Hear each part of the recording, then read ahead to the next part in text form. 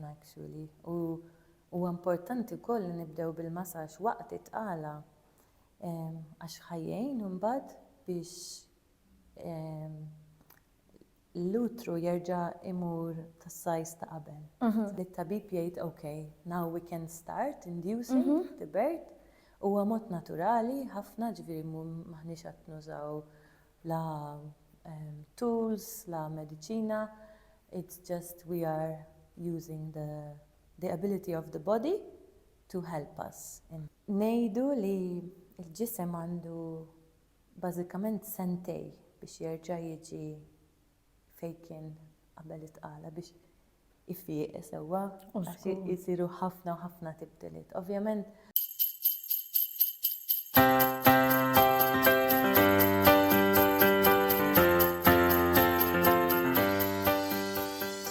Grazzi lil Nia's House of Beauty għas-servizzi ta' sbuħija u lil Quick Fix għall-apparat elettroniku.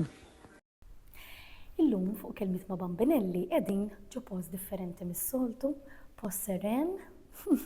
Għandi persuna vera serena wkoll miegħi qed nieħu gost illi il-qajt l-istedina li nagħmlu dan il-podcast flimkien. Mela, illum il-podcast qed jinġibed minn ġewwa Hale Body and Mind li bażikament hawnhekk joffru diversi servizzi ta' body and mind wellness. U llum proprju magħna l-Amanda Tonna u ħanitkellmu fuq il-messaġġ. Amanda hija messaġġ therapist u tispeċjalizza wkoll fuq il-pre and postnatal massage therapy. Forsi illum il-ġurnata messaġġ narawha bħala perk. Xi ħaġa illi nistgħu ngħaddu mingħajrha. Imma fil-verità naħseb mill-opinjoni personali tiegħi, speċjalment wara li nesperjenza xi messaġġ, nibdejt illa hu kemm kelli bżonnu u ma realizzajtx. U kemm qed inħossni tajba wara nkun iktar tranquilla, kemm mar-raġel, kemm anke sempliċement biex nipprepara l-ikel, nħossni interni iktar tranquilla, l-affarijiet żgħar jintimidawni ħafna inqas, u nkun anke tranquilla ma' tfal. Ikun hemm ċertu sens ta' well-being li nibda ngħid istra fil-verità naħseb fil-ħajja maġla u stressanti tal-lum li ħinkollu niġru wara l-ħin, kważi sar bżonn illi tieqaf u tagħmel xi ħaġa li kompletament tirrilassak. Jiena messaġġ huwa xi ħaġa li jirrilassani ħafna u li nista' naqtax ngħid għandi il-mobile mitfi jew airplane mode u ħanintefa' sija relax. U nemmen illi anka meta jkun hemm ġdida jew mara li ħassirhom. Forsi xi ħaġa li qastadilna minn moħħna, messaġġ waqt itqala x'tant nkunu ffukati fuq l-affarijiet materjali li jridu nippreparaw għat-tarbija. Li ninsew daqsxejn lil nfusna. Tispjegana ftit l-importanza tal-messaġġ waqt itqala in ġenerali għal kulħadd u anke postnatal u postnatal mhux qed ngħidu fl-ewwel 3 months biss għax fil-verità iżjed ma jikbru tfal, kważi tant ikollhom bżonnijiet differenti li ma rridux ninsew lil nfusna bħalahom. Illa għaliex naħseb illi bħala ġenitur jiena nħoss li tant nkunu ffokati fuq it-tfal li ġieli ninsew lil nfusna. U mbagħad nirrealizza li t-tazza tiegħi ġiet vojta u m'għandix iktar minn fejn nagħti u hemm nibda niġi dik li jgħiduha Mommy Dragon jew Mommy Beast. Spjegana ftit fuq l-importanza jekk tista' dejjem tal-messaġġ u kemm importanti li nagħtu ħin għal dawn l-affarijiet li forsi narawhom bħala perks. Hawnhekk grazzi Abigail tal-istedina għax dan huwa suġġett vera l-qalbi. U nixtieq nibda minn dik li it-tazza vojta, meta bħala ġenituri konna t-tazza vojta, kif nistgħu nferraw fit-tazza ta' tfal, tal-partner, tal-familja, ix-xogħol, meta t-tazza tagħna hija vojta. U din hija xi ħaġa li vera nitkellem ħafna fuqha, nippriedka anzi fuqha li nieħdu ħsieb li naraw li l-livell tat-tazza l-inqas mhux vojt, le? Għax nifhem ukoll li l-ħajja hija maġla, għandna ħafna demands bħala ġenituri, nifhem ukoll li xi kultant ġast m'hemmx ħin. Però importanti ħafna li nieħdu ħsieb tagħna nfusna kemm ħajjejna fiżikament li mbagħad ħajkun iktar kapaċità li mmorru d-dar u pereżempju niġru ma' tfal nilagħbu noli u wara li jagħmlu wara li jaqilgħu ħafna toys pereżempju li jkollok l-enerġija biex hekk li tinżel mal-art u terfa' l-affarijiet u hemm kapaċità fiżika. Mbagħad hemm naħseb li hija vera importanti il-kapaċità mentali li jekk tħallna fid-dar u diġà aħna naqa'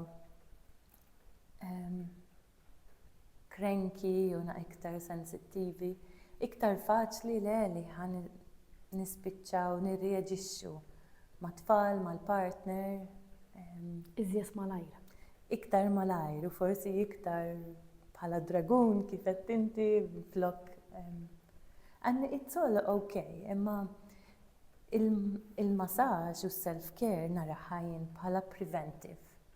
So, mhijiex xi ħaġa li hija ta' lussu, xi ħaġa li ħammur nixxi ċurkett pereżempju, dak huwa lussu li tista' kważi tgħaddi mingħajru. Però li nieħdu ħsieb tagħna nfusna speċjalment li xi ħadd ieħor għatitina dik il-care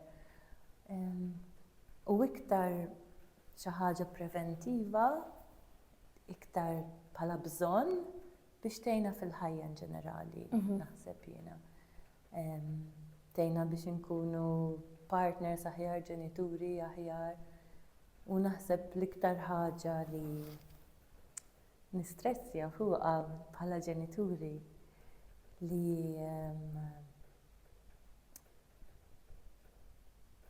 jekk aħna qatt nuru l-tfal tagħna li jista' jkun hemm il-paċi fid-dar, it-tfal dak li ħajoħorġu u juru fid-dinja, ġifieri nemmen verament li jekk nieħdu ħsieb tagħna nfusna bħala ġenituri nistgħu anke nbidlu d-dinja u nikkreaw dinja, nikkreaw futur li huwa iktar paċi u inqas gwerra. Rajta tiġri din, yes. U naħseb li jekk it-tfal jarawk li għandek metodi, qed tuża metodi biex tikkalma, eventwalment huma they're gonna pick it up. Li jismara hemm dal-metodu anke sempliċement mixja jew ġirija mal-blok jew smaj diska u sfitt biex toħroġ l-enerġija. Ma jgħidu, all right, mela jien hekk nagħmel hekk nista' nikkalma. Huwa differenti pereżempju jien naf milli waddab xi ħaġa. So huma nemmen li huma l-mera tagħna, ġifieri dak li ħanamlu aħna ħajamlu huma. U forsi meta ġieli nippuntaw subajna ngħidux dil-ġenerazzjoni li tiela ninsew min qed irabbi l-ġenerazzjoni. Taf kif? Ġifieri noqogħdu attenti wkoll li jista' jkun li ovvjament il-bniedem jevolvi u jkun hemm ċertu karatteristiċi, imma qegħdin nkunu ta' eżempju biżżejjed ta' tfal fis-sens, all right, kulħadd taqbiżlu and it's okay kif qed inti. Imma qed nippruvaw nsibu metodi ta' self-care li għalina nfusna, għax kultant nemmen li hawn il-misconception, speċjalment ta' ġenitur ġienu ħoss dik il-guilt illi forsi għax kolli 5 minutes għalija jisib nagħmel xi ħaġa ħażina. Taf kif jisni inħossni tosta.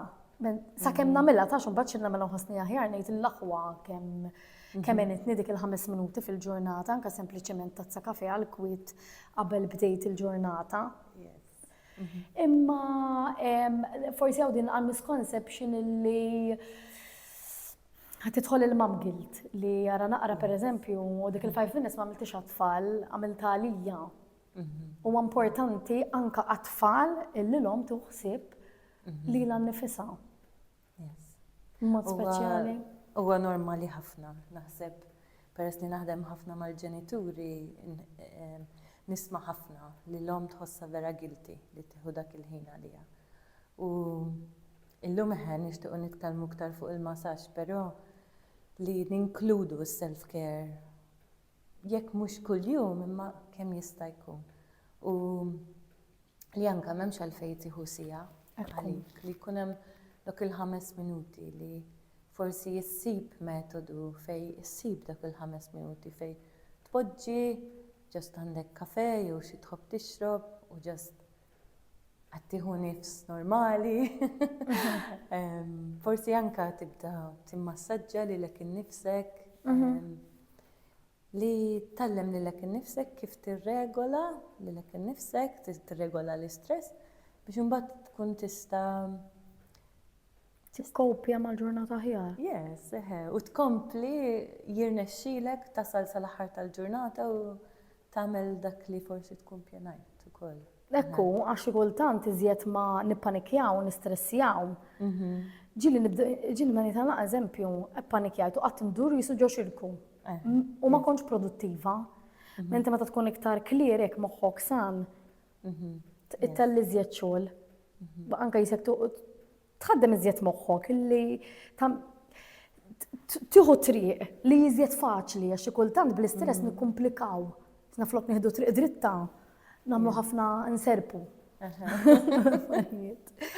Issa back to the message. Il-messaġġ fil-verità apparti li jgħin ħafna mentally, speċjalment waqt itqala, jgħin ħafna physically għax ma ninsewx illi kemm kun qed jinbidel il-ġisem, ġifieri.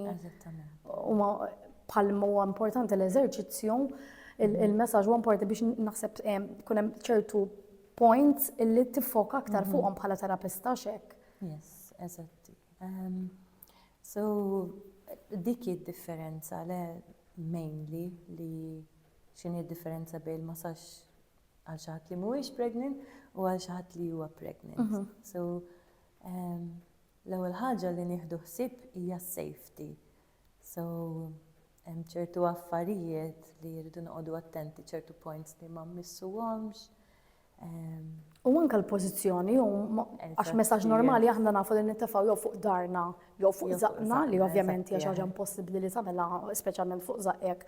Meta tkun pregnant imma il-messaġġ huwa anke kif il-mod kif il-lat tiegħu kif isir huwa differenti. Eżatti. So fl-ewwel semester jekk niddeċidu li nagħmluh il-massaġġ għax mhux dejjem niddeċidu li huwa tajjeb għall-persuna u l-baby li nagħmluh. Imma fit-tieni semester imbagħad nibdew naħdmu iktar on the side. Jiġifieri llum mhux qed hawnhekk imma jkolli ħafna cushions u imħadet u blankets, so il-persuna tkun tista' toqgħod fuq is-side mostly. Naraw li ma jkunx hemm pressure fuq iż-żaq, ma jkunx hemm pressure fuq l-on, li l-hips huma mod li jħossuhom relaxed ukoll, supported. U fit-tieni semester nibdew naħdmu iktar fuq lower back li jibda l-uġieħ hemmhekk. Forsi naħdmu wkoll bil-enima li fejn jibdew jintnefħu s-saqajn. So nibdew ngħinu l-ġisem biex jitnaddaf. Ukoll nibdew ngħinu bil-relaxation u naħseb huwa l-iktar żmien fejn nistgħu naħdmu iktar regolari. Għax ħafna drabi il-morning sickness tkun għaddiet, ir-riskju ta' miscarriage ikun ħafna inqas ukoll. So huwa żmien fejn il-ġisem jista' forsi jaddatta iktar għal-massaġġ, jirċievi iktar il-massaġġ. U għal-isbaħ żmien fil-verità x'la tkun goffa żejjed u kif qed inti tħossok qiegħda aktar fis-safe zone. Semmejt in-nawżja kien importanti wafek. Hemm xi tip ta' messaġġ li ħajjejna n-nawżja? Speċifikament le. Actually jekk il-persuna tkun qed tbati bin-nawżja, wis probabbli nevitaw il-massaġġ għax inti l-inqas ħaġa li trid xi ħadd li jmissek u jċaqalqek. So most of the times nevitaw. Forsi mbagħad meta tara xi tradizzjonijiet oħra x'jiena ġejja mit-tradizzjoni ta' Ayurveda. Hemm xi forsi points li jgħinu acupuncture, m'iniex ċerta sewwa mhuwiex is-settur tiegħi dak imbagħad. Jiena dejjem nitkellem mat-tabib, sewwa ġifieri biex tiġi għal massaġġ mara tqila dejjem irid tkun hemm il-go ahead mingħand it-tabib. Ħafna drabi meta jkun hemm in-nawżea wis probabbli nevitaw jew nkella li nistgħu nagħmlu shorter massages and very, very gentle. Okay. I mean, throughout the pregnancy, that is something that is very different minn normal massage li ma nużawx pressure. It's light, jiġifieri m'hemmx l-għażla li Yes. tmur moderate jew hard. Dejjem Dejjem moderate light. to light. Yes. U dan nagħmluh biex ma nittriggerjawx il-baby, ma nittriggerjawx contractions, per eżempju. Li importanti li l-mara tkun relaxed imma li anke l-baby jħossu U relaxed. żgur li jħossu relaxed, Yes. eżatt. Aha. Speċjalment naħseb meta nitlu fit-third trimester. Eżatti. Fit-third trimester isir messaġġ xorta. Yes. Edna fl-ewwel trimester u għana iktar żmien delikat. Ekku. So, per eżempju, jekk il-mara hija jew ta' età żgħira, jew konsidrata ta' età żgħira jew ta' età kbira. Hemm xi komplikazzjonijiet, dik nippruvaw nevitaw. Però jekk hija mara li diġà kellha multiple pregnancies kienu kollha smooth and healthy u bdejjem bl-approval ta' tabib, hemmhekk nistgħu nagħmluh. Second trimester, of course, kif diġà għedna, it's the easiest, le? It's the most blissful time of a pregnancy, Yes. naħseb ukoll.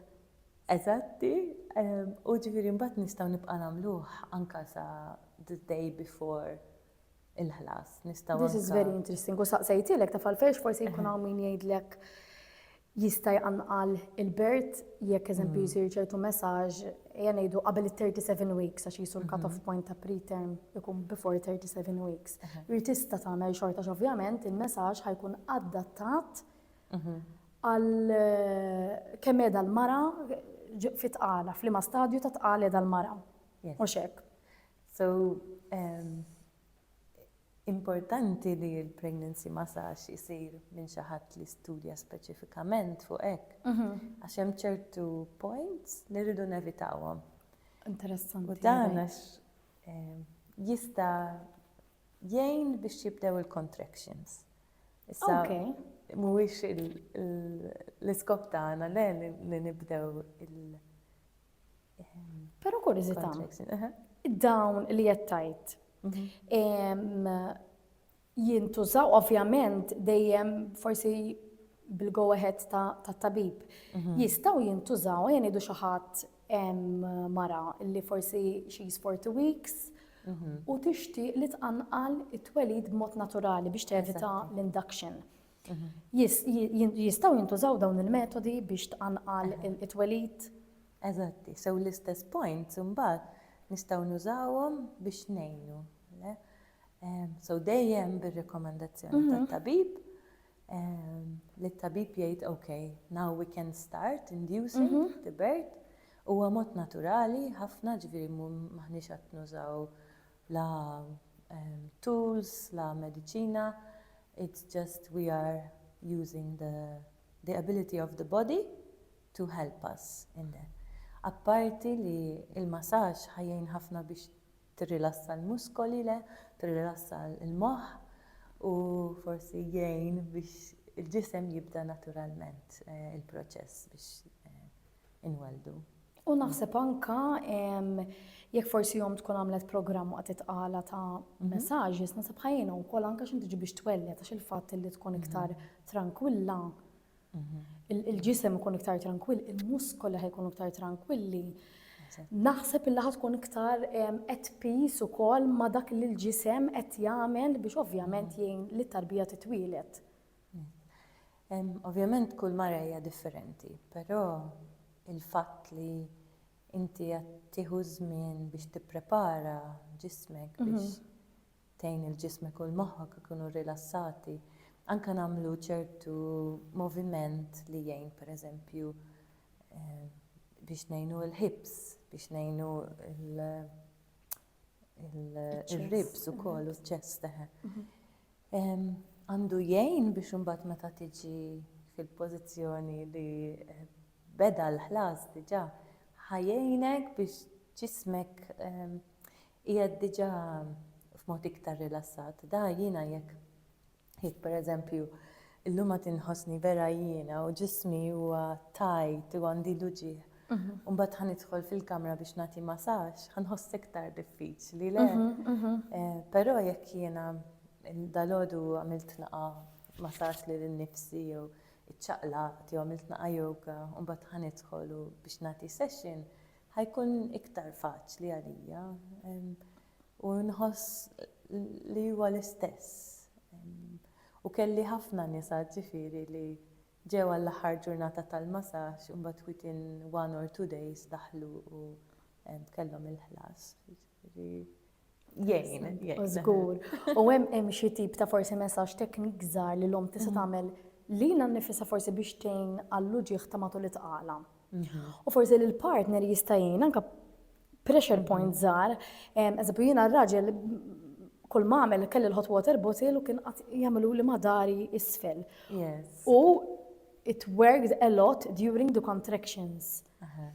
Hemm dawek point żgħar, affarijiet żgħar sempliċi li tista' tagħmel anke to cope better during labor.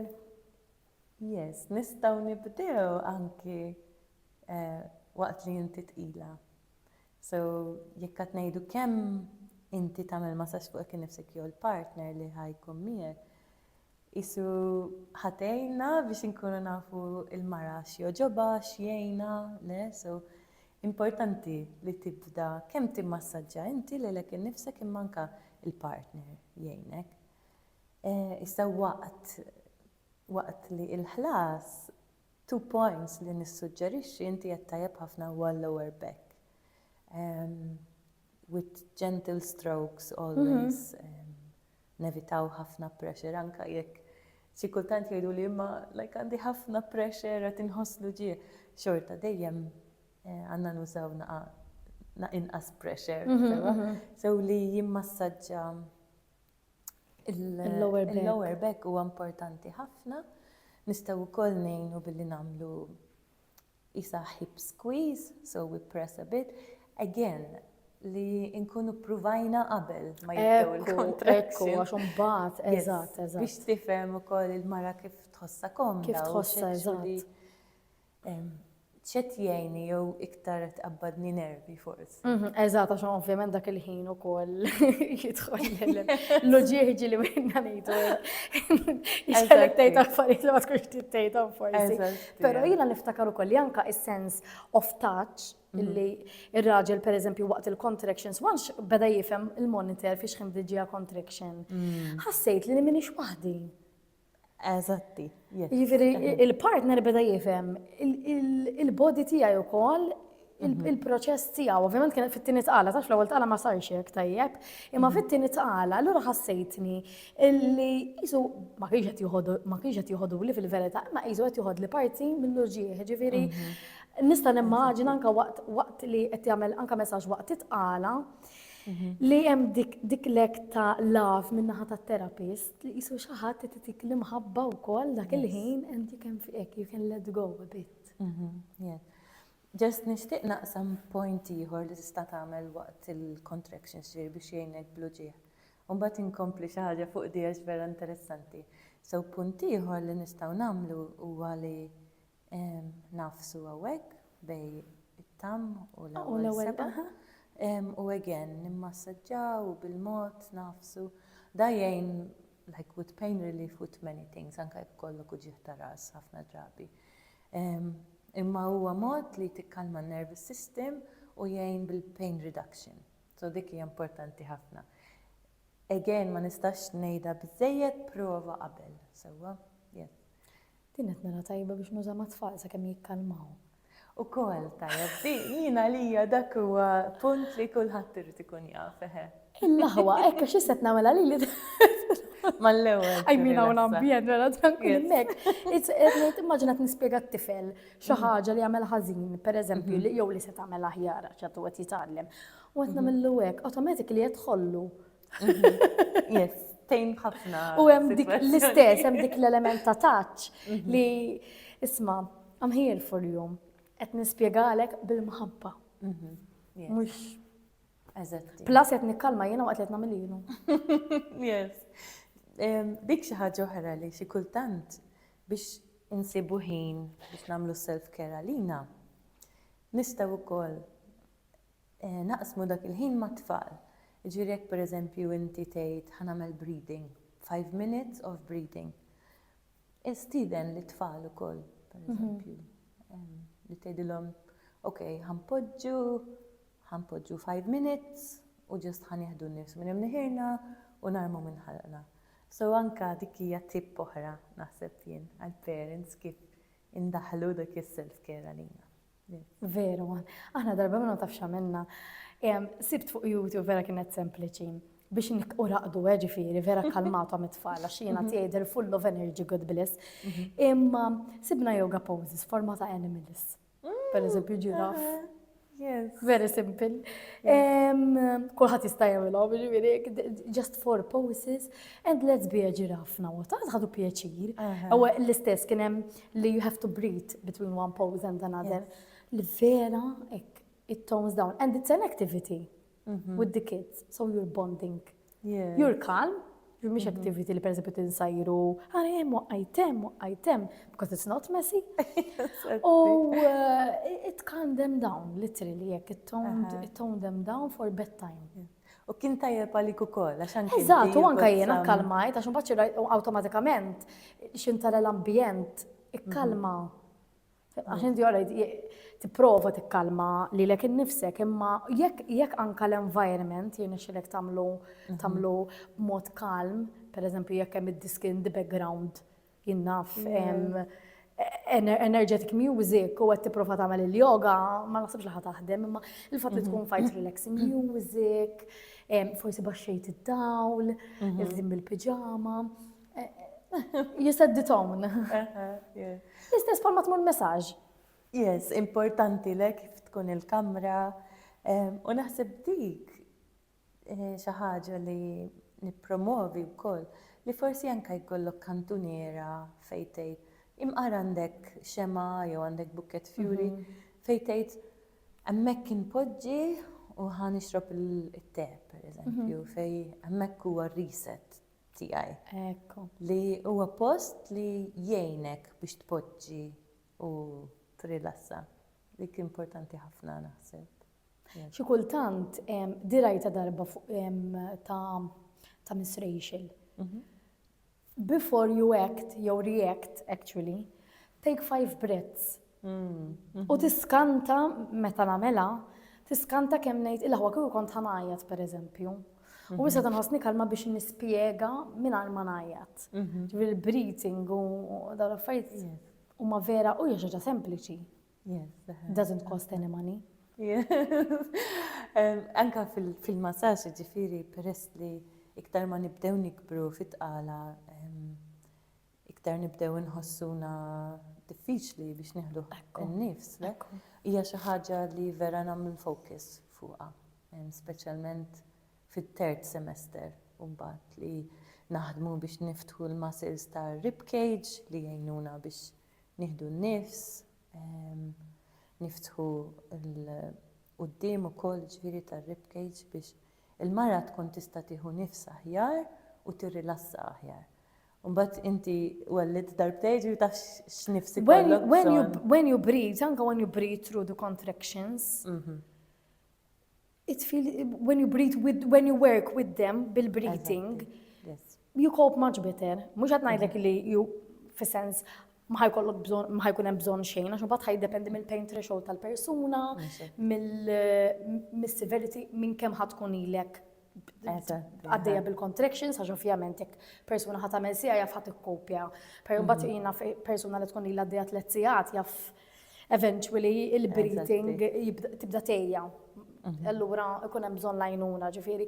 Imma yes, it will help naħseb nemmen speċjalment għax jiena użajt ħafna breathing techniques fluk fiż-żgħir li to delay the use of the medicines. But you need to know how to breathe. And you practice. Għax inutli tipprovhom dak il-ħin, għax bluġieħ it will be difficult li ħad tipprova tagħmel l-ewwel darba. You have to practice during the pregnancy. Yes, so fil-massaġġ nippreparaw il-ġisem physically to be able to breathe better, imma mbagħad jew għaw coaches jew yoga teachers li kemm tista' titgħallem online, YouTube illum jgħalmek ħafna. Jew anka tattendi ċertu classes li jgħinuk titgħallem tieħu nies. Xi ħaġa li suppost tiġina naturali, ma huwa importanti wkoll li nitgħallmu kif nieħdu n-nifs sew. Ħana biżlet postpartum. Naħseb hija l-biċċa fejn is-self-care taqbad it-triq tan-niżla.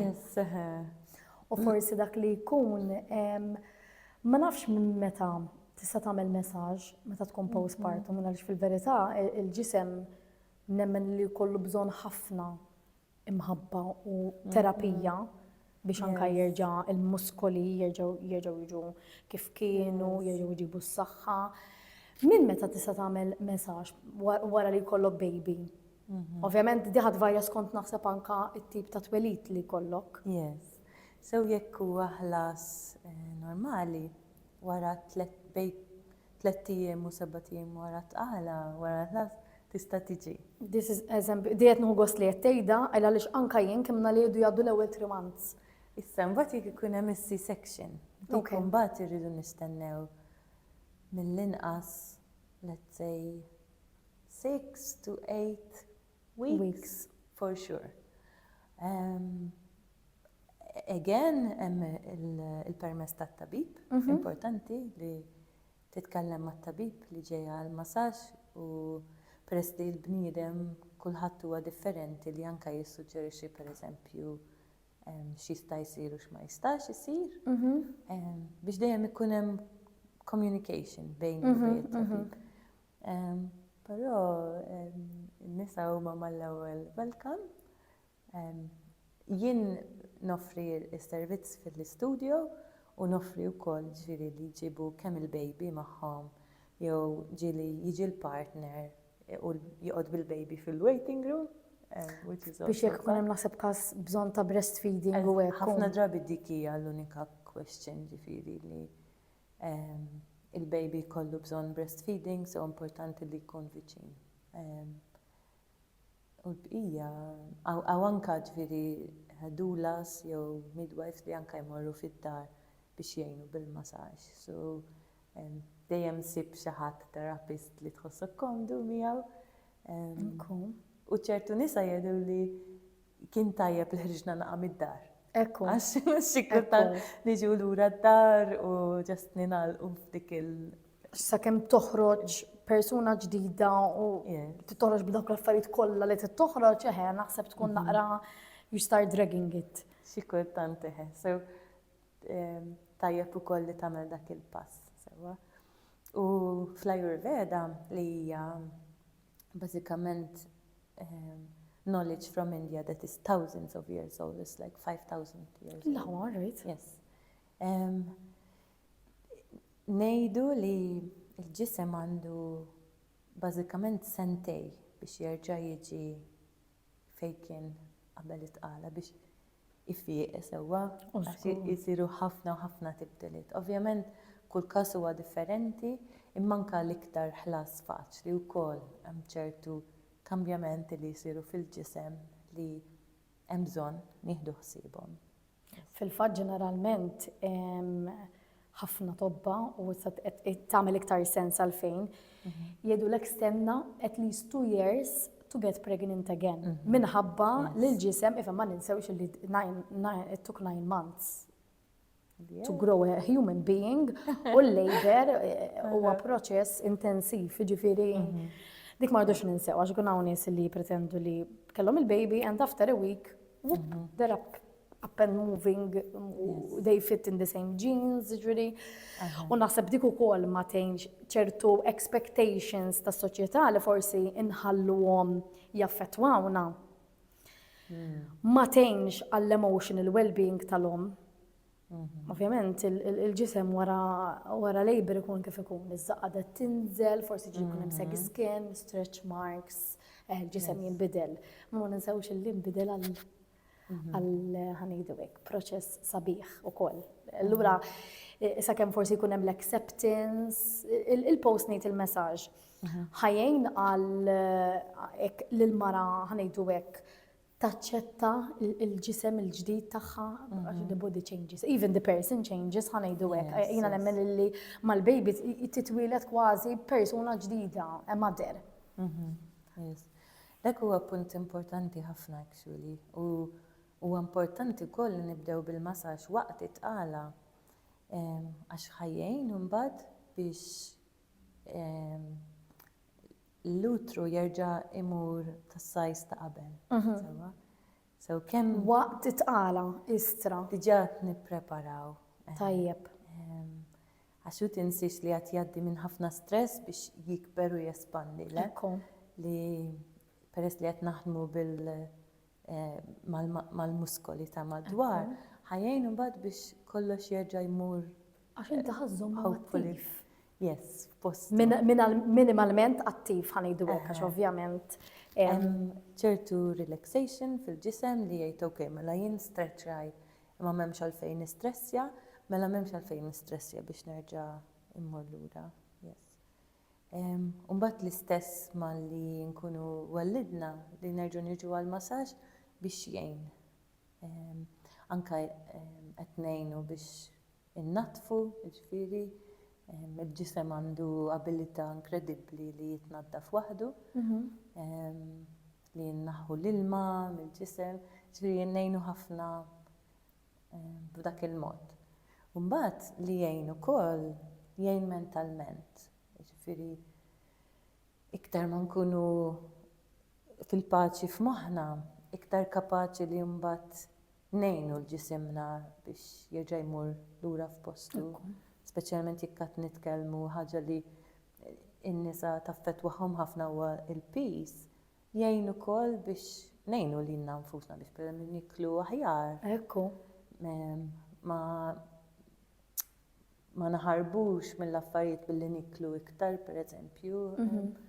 Ħajjejn biex we are active about, helping the body to go back to mhux fejn kien qabel ta' mal-ewwel. Fimtek imma. Li tgħinu biex tara r-riżultati li trid, tgħin ħafna. U nimmaġina anke għal forsi any physical pains ta' wara. Yes, yes. Għax ovvjament il-muscles qed iżommhom iktar relaxed. Yes.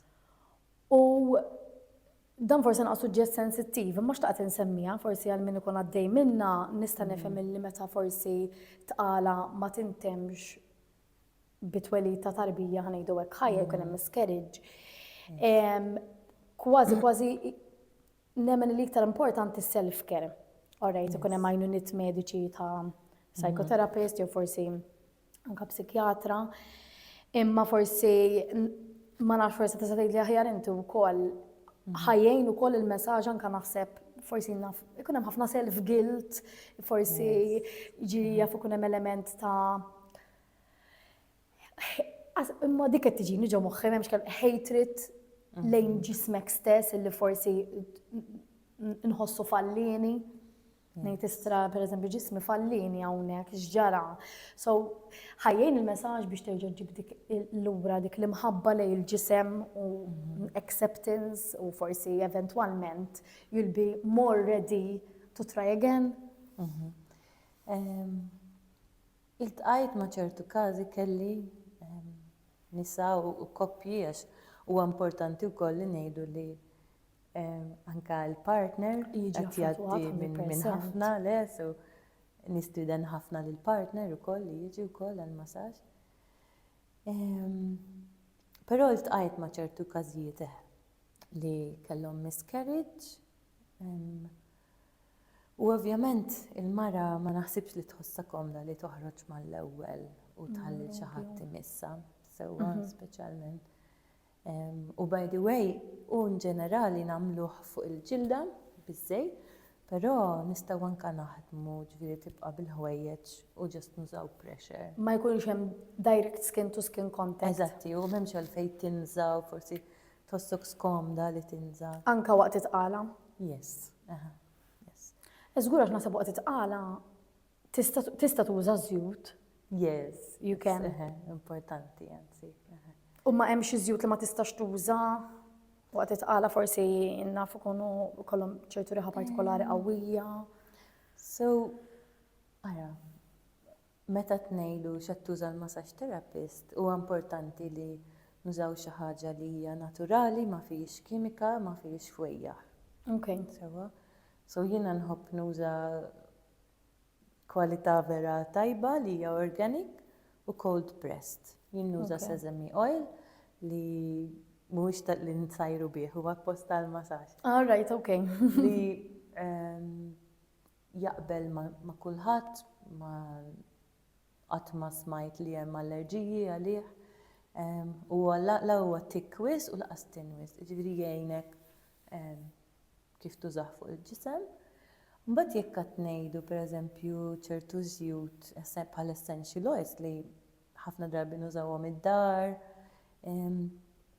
Fl-ewwel trimester importanti li ma nużawx dawn l-affarijiet.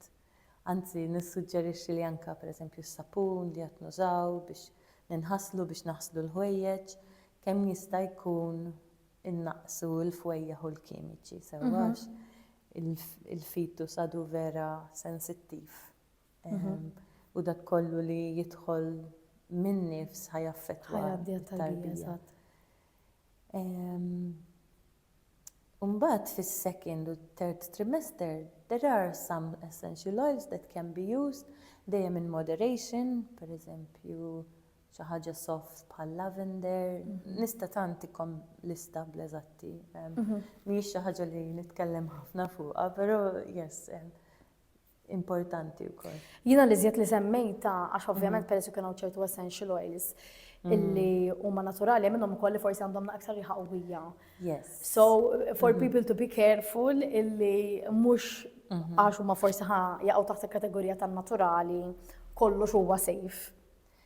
Essential oils, ovvjament hemm il-kwalitajiet differenti. Għax il-lista hija infinita fil-veta u hemm minnhom ikunu blend ma jkunux just one natural oil, fim, bħal eżempju lavender jew tea tree. And they can be natural, imma ftakar li it's something very, very concentrate. So biex jagħmlu fl-ixkun żgħir jużaw ħafna u ħafna fjuri. Da mhux bħal meta qed inxomm dal-bukkett. Qed ixxomm kamra sħiħa. Għalhekk irridu noqogħdu attenti. Kif se jgħin il-messaġġ għar-relazzjoni tal-om mat-tarbija? Yes, importanti ħafna naħseb.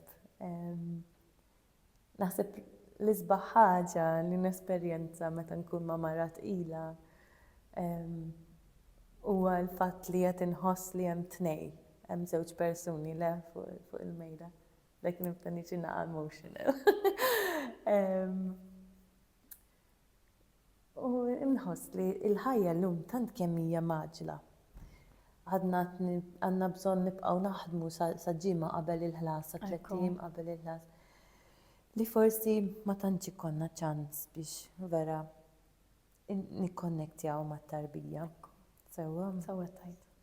So il-fatt li tiġi hawnhekk isek titfi kollox u qed tħoss iktar il-ġismek li xi kultant ninsew ukoll huwa awtomatiku li tibda tħoss it-tarbija wkoll. U meta l-om ikollha aktar awareness tħoss x'qed tħoss it-tarbija waqt il-massaġġ.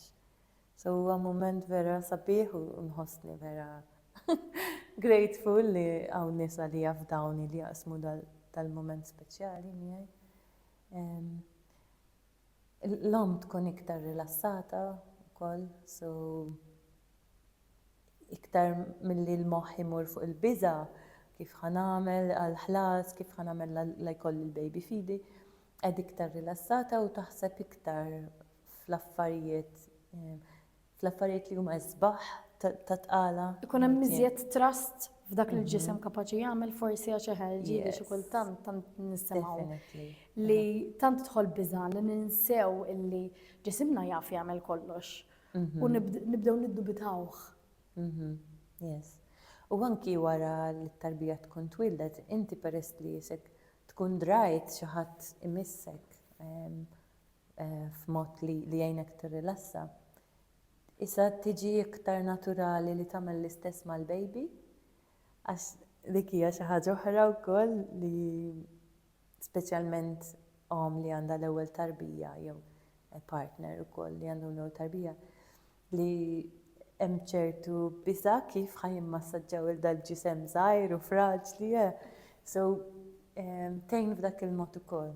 U inti semmejt li it-touch huwa mod kif vera nuru l-xulxin li nħobbu l-xulxin. Ekku. It is one of the love languages, actually. Anka xaħat sempliciment qabadlek idejk, bla ma trid għallek you are not alone, għaw jien għalik. Għavolja ma jkunx għalilek bil-klim, ma that touch of the hand, jien ġil n-nota ma t-tifel, eżempju, just sempliciment naqbadlu jdu nafasilu, jisu jħoss li, ok, minix wahdi. Unbaġġili u fejna tkun bżon iktar reassurance, imma tkun l-ewel pass. Anka l-tarbija, ġili tkun għed tikbi xinna l-fawa, xin ħasset li dejn. Tiqaf, ġili askur għadek kem tfajta fuq il-ċest, just kem tqandila. Once illa ħasset il-sense of touch, daqsek. Xi kultant dak kull ma jkollhom bżonn ukoll. Ma nafx hekk hemm xi ħaġa li forsi xtaqt iżid, apparti fem is-self care. Huwa suġġett li nistgħu nibqgħu nitkellmu sal-lejla fuqu, għaliex id-dinja saret iktar materjali u forsi nfittxu iktar affarijiet li kif qed inti li kolli ċurkett għax itini element ta' stabilità li xatet jarani libsa ċurkett. Mentri mbagħad ninsew affarijiet li forsi li għamilt messaġġ ma jkunx jidher li għamilt messaġġ għax ma jkollix tabella mort messaġġ. Imma ħajkun jidher bil-mod kif jiena qed nirreaġixxi mal-affarijiet tal-ħajja. Naħseb l-unika ħaġa li nixtieq nżid għax vera nixtieq noħloq awareness kemm importanti. Li ssib xi ħadd li tħossok komdu taħdem miegħu, nifhem li huwa hija xi ħaġa pjuttost sensittiva li inħallu l xi ħadd imisna, speċjalment meta qed inġorru tarbija. U naħseb Malta għaw iktar u iktar nies li huma speċifiki biex jgħinuk waqt dan iż-żmien u biex tibda kmieni ukoll. So inħoss li ħafna min-nisa jiġu jisu 3 ġimgħat qabel id-due date fej vera tkun għajjien u ġast tkun titteħles u pains u fwawa u forsi anka l-istress tibda taħseb okej, issa wasalna. So biex tibda minn kmieni kemm jista' jkun. U ovvjament huwa tinkludi kemm tista' taffordja inti ovvjament. Però li it-tija naqa' priorità li tieħu ħsieb tiegħek innifsek minn dak il-lat ukoll. Għax vera mhuwiex xi ħaġa ta' lussu imma u verament bżonn naħseb. U m'għadux ninsew l-effett ukoll pożittiv li qed inti li ħalli fuq it-tarbija ġieli eżempju. Gażaża kull kulur biex ma jmux ikollna xi outfit li ma nsibux gażaża li taqbel magħha. U ninsew daw l-affarijiet. Forsi nevalwawna iktar, jekk għandi dal-budget. X'inhuma l-prijoritajiet u mhux għax irrid ngħid il xi ħadd x'għandu x'jagħmel, però huwa proven, huwa scientifically proven. Anka t-tobba issa qed jibbekkjawna ħafna.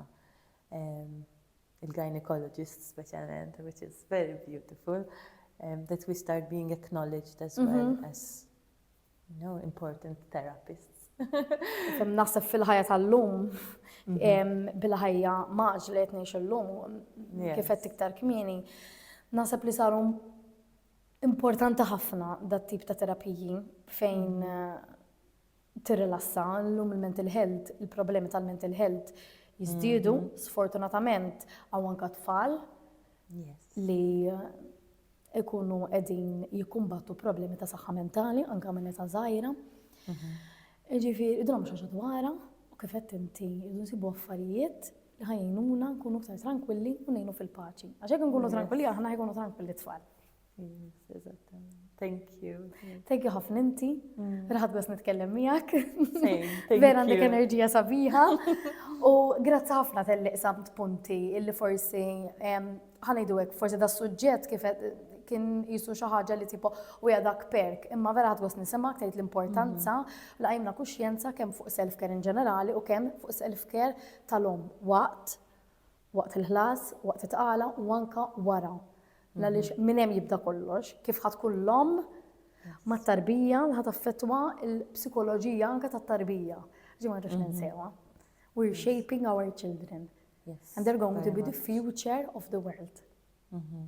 So, U jibda minn t-tarbija tkun fiż-żaqle, għax ma rridux ninsew kemm diġà jkun qed jisma' u jħoss it-tarbija, għalhekk importanti ħafna.